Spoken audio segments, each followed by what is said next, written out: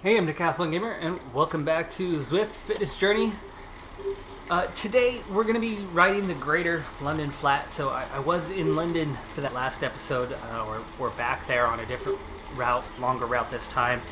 Looking to just have a simple, easy ride today. I do want to finish at least that one lap of the route, but that might be about it. In all honesty, I'm actually quite fatigued today. For one thing, recording, it's Monday, and I've been tired on Mondays these last couple of weeks. I've gone from a ride day to 2 soccer days to another ride day, and that's been a little tough. So for me, Mondays are kind of recovery days, and then I can start pushing a bit harder again on either Wednesday or Friday with the episodes that are Tuesday, Thursday, Saturday, following those 3 recording days. Now, I'm tired in particular this time because I actually got my vaccine this weekend and did a little traveling, a little road trip. So putting the two together, I didn't get a lot of rest, and I've been feeling the effects of the vaccination. So happy to have it, very happy to have it, but a bit off because of it. As for today's episode, what we're going to be covering is, well, it's the 1-year anniversary of the big lockdown, of everything going haywire. So we're going to take a look back at the year that was 2020. Before we get into that, quick announcement.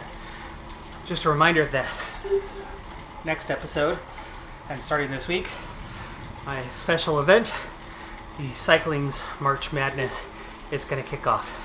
So look for that next time out. But with that, I'm going to go ahead and ride this 11K ride, which is relatively short. Just going to take a nice steady pace.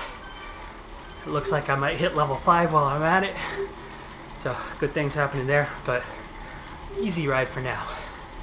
Alright, let's get to it. Still very much red in the face as I just finished the ride moments ago, so still cooling off. But for me, 2020 was a year that, well, I gained 12 pounds because I was cooped up in the house, not getting the exercise I'm used to getting, soccer on hiatus for a year, the coaching gigs that I have on hiatus for a year. And it was a difficult year. It was full of stress. It was full of challenges that just we don't face normally. For me, though, I was really fortunate business-wise. We did just fine, and so we didn't have the economic impact that so many others have had. In terms of the channel was growing, and I actually, over the course of 2020, hit that 1,000 subscriber mark and got monetized. I'm glad that things are back up and running. I've started playing soccer. I got my vaccine in the last couple of days.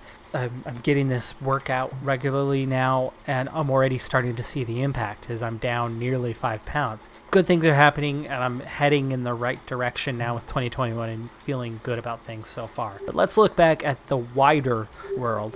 One of the first highlights of the year was the U.S. getting involved in trying to start a war with a nation that we had no business getting involved with, and then trying to point the finger and apply blame there. And ultimately, it was all just a distraction from an impeachment and a subsequent Senate trial that was right at the beginning of 2020.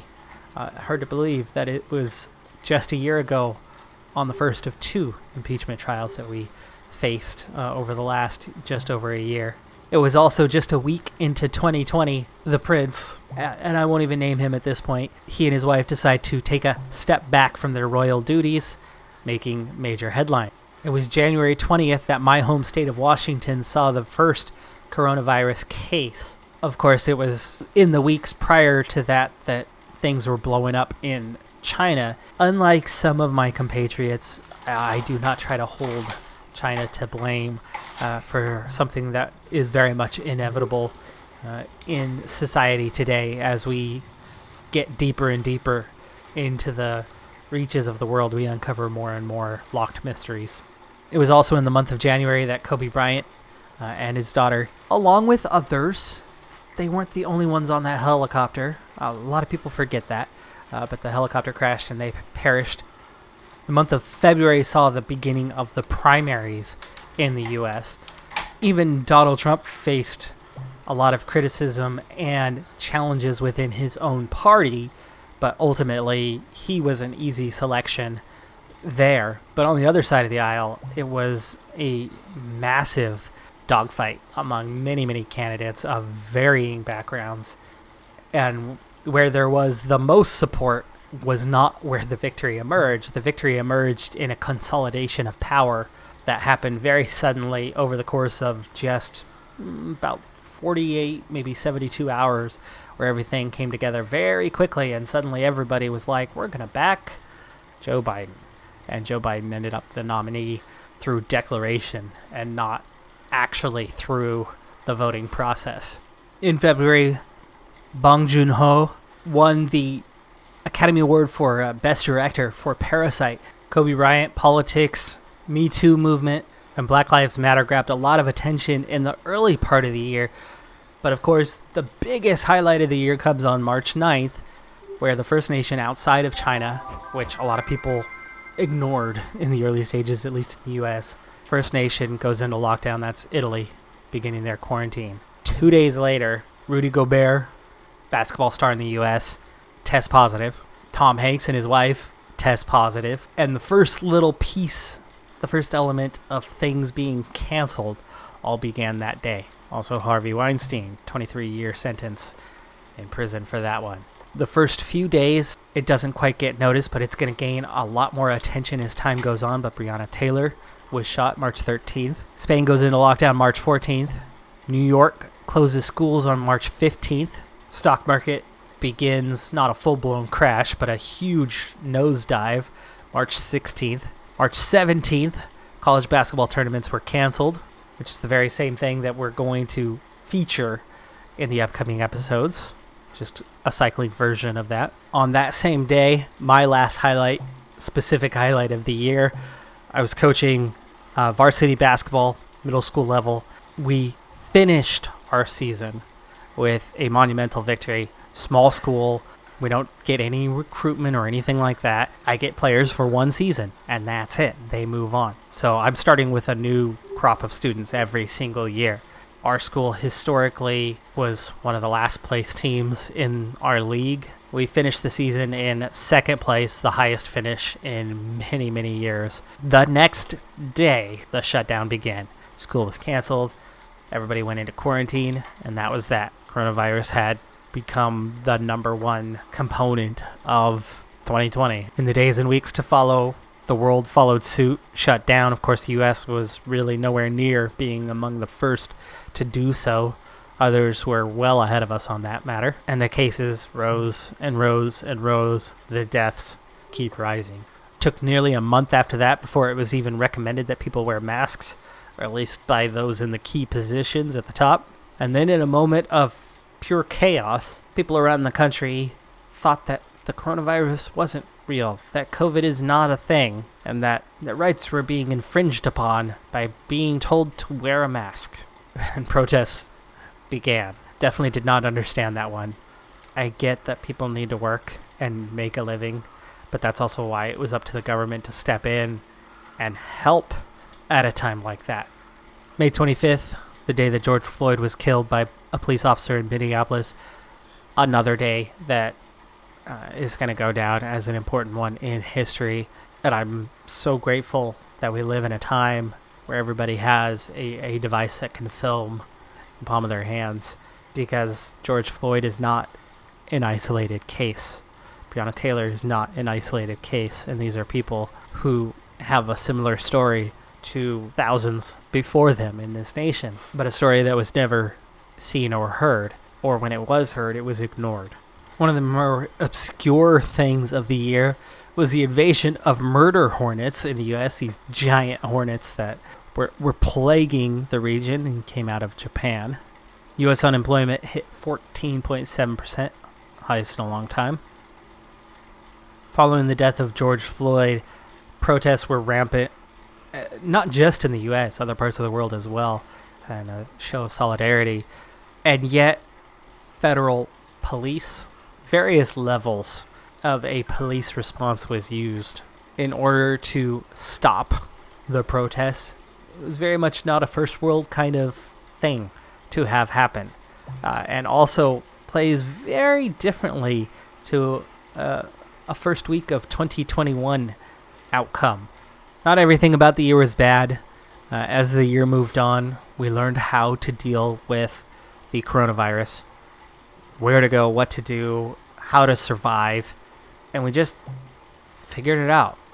And slowly but surely, we also figured out how to restart certain elements of life. The economic sector picked up, job rates improved, the unemployment was coming down. Various restart projects for a lot of pro sports took place. Amateur stuff, school stuff hasn't started up again. In fact, I'm now 1 full year without coaching, but we are going to have our very first season just a few weeks from now getting started. So the first one that was canceled is going to be the first one starting up again just over a year later. Chadwick Boseman died August 28th. That's the actor best known for his role as Black Panther. Wildfires continue to get worse and worse as they have every year, especially in the U.S. Our West Coast, including where I live, have been plagued so badly from wildfires in the last 4, 5, 6 years, and they're continually getting a little worse each and every year.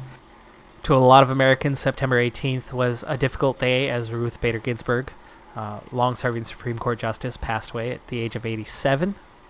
September 29th was a day of nothing but shouting and insults, and was not a day to be proud of what the world had to offer in terms of selection of 2 men for arguably the most powerful person in the world for that position.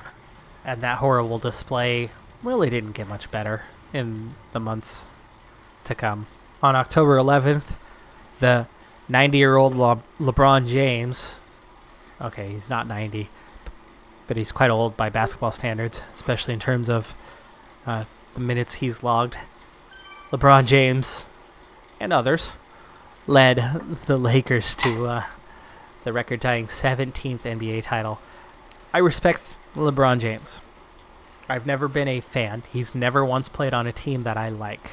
Not once in his career. I can't stand the Lakers. I'm from the Portland area. Their number 1 rival is the Los Angeles Lakers. I have lived that rivalry for many decades. So no, I do not like the Lakers. I was not happy to see him earn that title.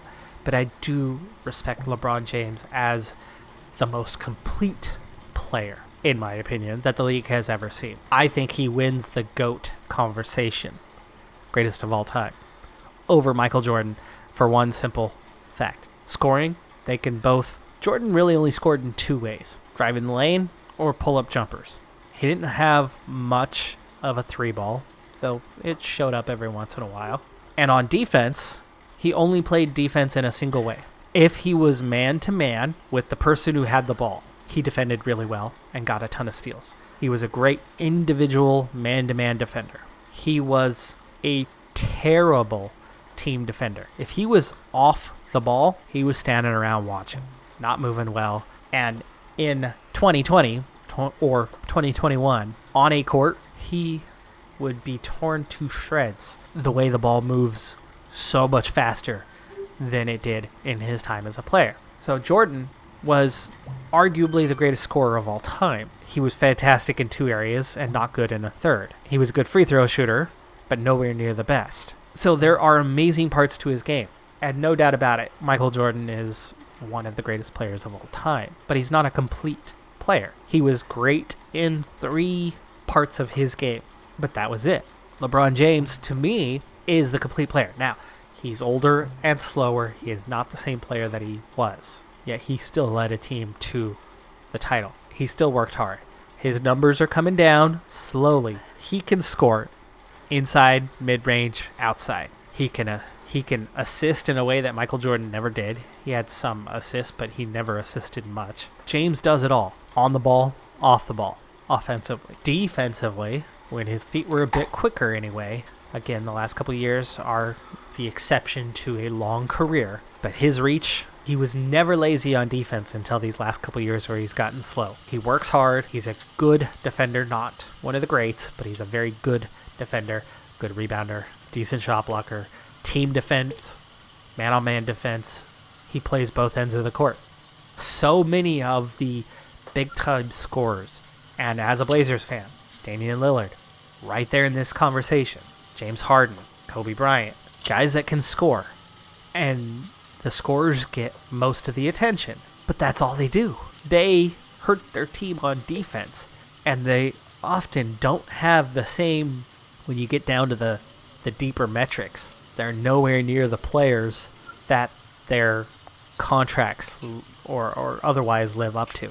Anyway, James does it all, and that's why I do give him the respect and believe that he is the GOAT, even though I'm not a fan of him, and I'm certainly not a fan of the team he's on.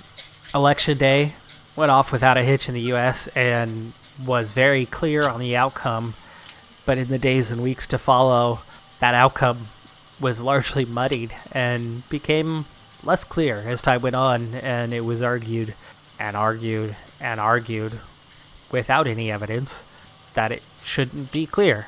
And to a growing proportion of people, they seem to agree that it wasn't clear, and it really set up a dangerous and ugly January 6th.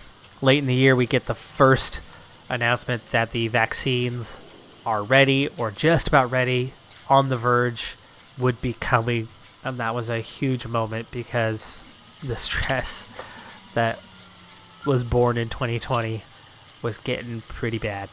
It was definitely getting pretty bad. 8th of December, Britain was the first to begin the inoculations. And like I said, I finally got mine 2 days ago.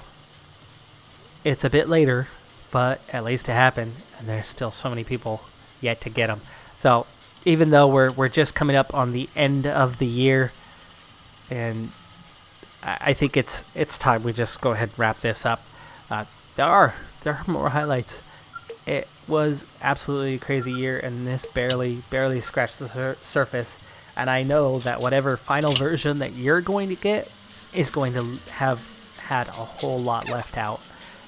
And I probably covered 15% of what I could have covered, and you're probably only hearing about 5% of that. So, well, 33% of that 15. You get what I'm saying. Be safe out there. I'm Decathlon Gamer. Thanks for tuning in. Be sure to hit that like button, and I'll see you next time. Alright folks, well, like I said, that was going to be a quick one today, just a recovery ride. They did make that push at the end for the sprint to finish up the lap. Unfortunately, I thought I saw the lines coming up, so I accelerated to prepare, and then was pushing, and then looked up and saw I hadn't started yet, so let up. And then when I actually hit the zone, I didn't have as much left to attack with. Plus, last time I was way fewer kilometers in when I hit it. So, still nearly beat the time from last week, but good, easy ride. My legs actually do feel a lot better now too, so I did get that calibration done last time. And either my legs are feeling better, or it's a combination of both, because I do seem to be moving along a bit easier than before. It's not a significant difference, but a small difference can go a real long ways. And it certainly felt like it. I was leaving some of the riders in the rear quite easily, and not having to push too hard to keep up with a good set of riders, and eventually leaving them behind without much of a blink of an eye. So that's a good sign that one of the two things are happening. I have noticed that I am starting to knock off a handful of pounds, so it's getting better. All in all, progress is being made. Anyway, next time out, we're going to get that cycling March Madness underway. I'm Decathlon Gamer. Thanks for tuning in. Be sure to hit that like button. I'll see you next time. Have a good one. Be safe out there. And bye for now.